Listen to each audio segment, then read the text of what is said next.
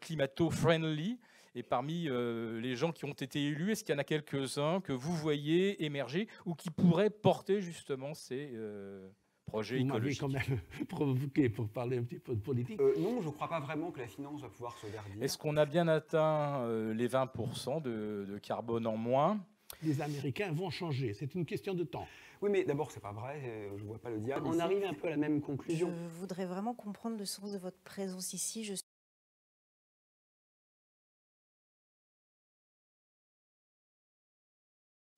Est-ce qu'on a bien atteint les 20% de carbone en moins?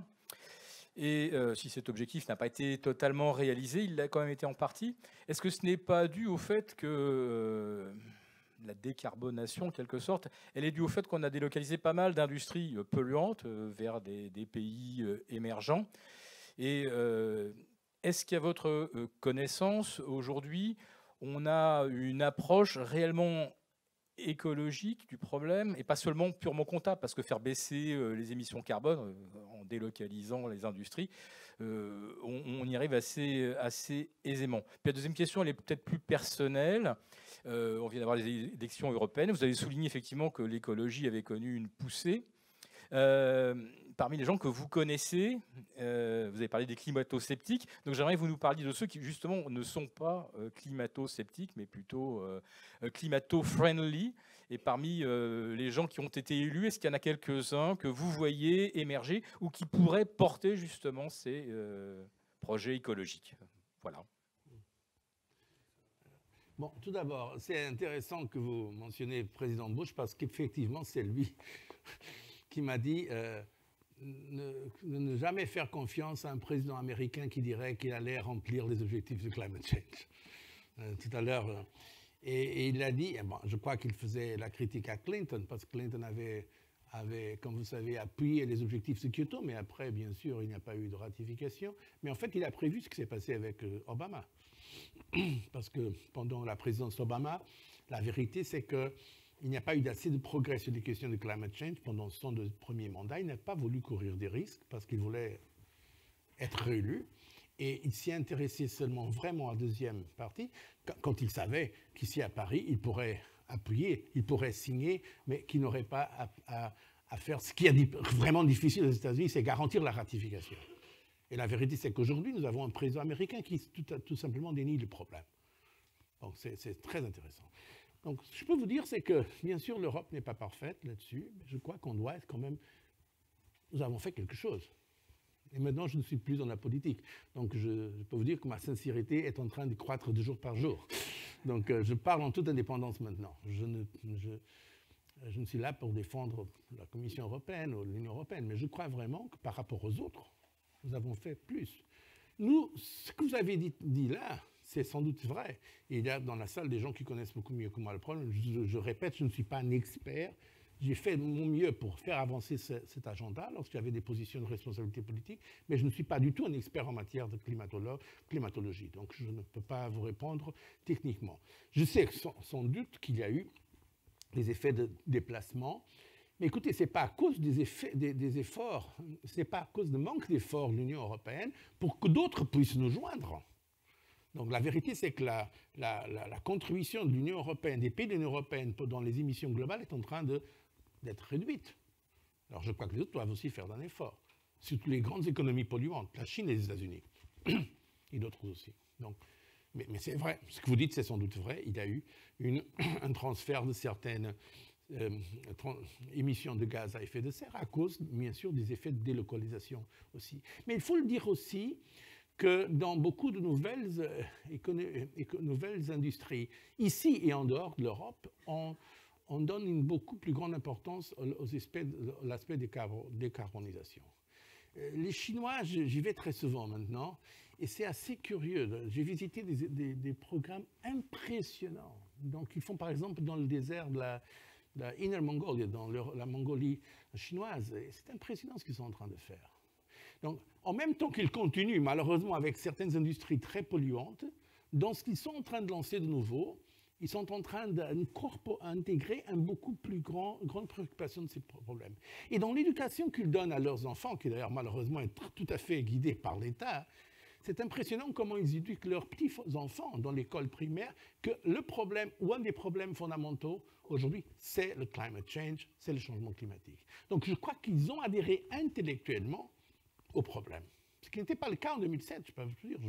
Je parlais avec eux pratiquement je dirais pas tous les mois, mais pratiquement tous les mois sur ces questions. À l'époque, il y avait une autre position. Bon. La question sur ceux qui sont pour et ceux qui sont contre, bon, vous savez, je ne suis pas membre du Parti des Verts, mais moi j'apprécie tout ce qu'on peut faire par la formation des Verts ou d'autres partis considérés mainstream, disons le centre-droit ou le centre-gauche. Je crois que c'est très important.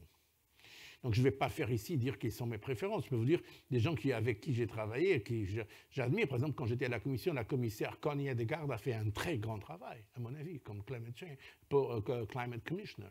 Et je connais beaucoup de gens qui ont fait un travail remarquable dans ce domaine, à la Commission et dans beaucoup d'autres pays. En Europe, d'une façon générale, c'était les plus grands, disons, qui appuyaient plus l'agenda. C'était, je l'ai déjà dit, les Britanniques. À l'époque, c'était le gouvernement Blair. Je sais qu'aujourd'hui, il n'est pas très populaire, mais c'est la vérité. C'est le célèbre rapport Kerr qui a eu une très grande influence. Et les Scandinaves, en général. Les Suédois, les Danois, la Norvège ne fait pas partie de l'Union européenne, mais toujours, ce sont eux qui ont poussé cet agenda le plus. L'Allemagne, Merkel a accepté, d'ailleurs Merkel avait été ministre de l'Environnement. La France est arrivée un peu plus tard, mais après elle a vraiment mis tout son pouvoir et toute son influence au sein de l'Union européenne là-dessus. J'ai par exemple travaillé, c'était un de mes advisors de la commission, Nicolas Hulot, il est venu aussi, faisait partie d'un groupe de conseillers que j'avais créé. Donc je sais qu'ici en France, il y a eu aussi un très grand effort dans ce domaine, mais je ne vais pas maintenant manifester des préférences politiques, voire politiciennes.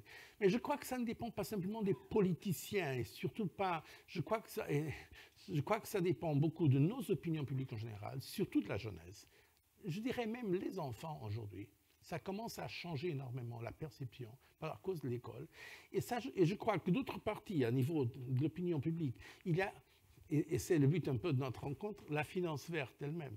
Disons, il y a dans les grandes institutions financières globales aujourd'hui, et maintenant, je connais aussi de ce côté de l'histoire, que je ne connaissais pas avant, mais dont je connais, je peux vous dire que cette question est top, la priorité.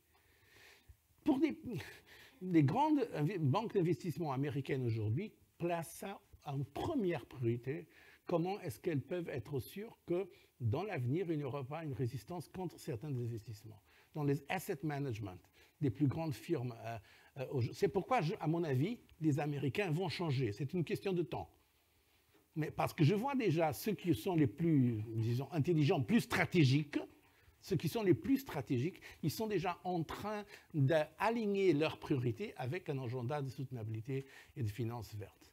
Et à mon avis, ça ne finira pas ça aura sans doute des conséquences. J'espère que maintenant, d'ailleurs, puisqu'on parle, vous m'avez quand même provoqué pour parler un petit peu de politique, j'espère que maintenant, en Europe, nous sommes en train de changer président de la Commission, président du Conseil européen, président de... J'espère que les nouveaux leaders puissent être de centre-gauche, de centre-droite, de gauche ou de droite. J'espère qu'ils soient engagés sur cet agenda. Bonjour, je suis journaliste à France Télévisions. J'ai donc une question. Je voudrais vraiment comprendre le sens de votre présence ici. Je suis beaucoup ce que vous écrivez, ce que vous... dites, de ce que je comprends, et vous venez de parler encore de décroissance, vous êtes très critique sur le modèle libéral de croissance. Est-ce que vous venez ici parce que vous croyez que la finance peut se verdir, ou est-ce que vous venez ici parce que vous voulez convaincre les personnes que ce n'est pas la bonne voie et que ce serait plutôt la voie de la décroissance? Moi, je crois beaucoup à l'humain, et je voudrais déjà dire que je viens ici parce que l'organisateur est très sympathique, je le connais un peu, et ça compte, voilà. Et ensuite, non mais... Oui, pour répondre, voilà. C'était tout simplement une invitation de ma part, parce que j'avais envie de faire un clin d'œil à son livre. De fil en aiguille, j'en suis... Comment? J'aurais pu dire non. Donc, oui, tout à fait. Et de fil en aiguille, on a réussi à se contacter, on a discuté, on n'a évidemment pas forcément le même angle d'approche, mais c'est le but justement de faire des événements, des tables rondes avec un prisme différent, parce que qu'est-ce qu'on a? On a peut-être les plus grosses sociétés de gestion, les acteurs incontournables dans une première partie, et dans une deuxième partie, on a différents angles, avec une partie provider, une partie peut-être plus scientifique, même astrophysicien, et de dire quel est le rapport, mais c'est parce qu'on arrive un peu à la même conclusion. Mais je voudrais quand même juste répondre d'un mot. Non, je ne crois pas vraiment que la finance va pouvoir se verdir, mais je pense que c'est très important de ne pas rester dans son microcosme. Moi, je peux, évidemment, vous savez, c'est le biais de corroboration. On a ses amis Facebook et puis on a l'impression que tout le monde pense comme nous. Et on se dit, mais comment se fait-il que le monde ne change pas alors que tout le monde pense comme moi? Et ça, c'est un danger, en fait. Et moi, je pense que c'est très important quand même de se confronter à l'altérité. C'est certain que ce soir, mes collègues ne vont pas abandonner leur modèle économique et moi, je ne vais pas rejoindre ce soir une grande banque d'investissement. Donc, on ne va probablement pas se convaincre mutuellement. Ça, c'est sûr. Mais en même temps, si on ne se parle pas, ça veut dire qu'on tue l'espoir avant même qu'il puisse naître, quoi. Donc je préfère quand même la confrontation bienveillante à ce côté, vous savez, un peu... moi, je veux avoir les mains propres. Moi, j'ai beaucoup d'amis comme ça qui veulent avoir les mains propres. Donc on ne discute pas avec la finance parce que c'est le diable. Oui, mais d'abord, c'est pas vrai, je ne vois pas le diable ici. Et ensuite, c'est un peu trop facile, ça, parce que ça fait partie du monde. Donc vivre dans le monde, c'est aussi regarder l'altérité du monde, quitte évidemment à se confronter à elle. Et j'ai pas beaucoup d'espoir pour être honnête avec vous.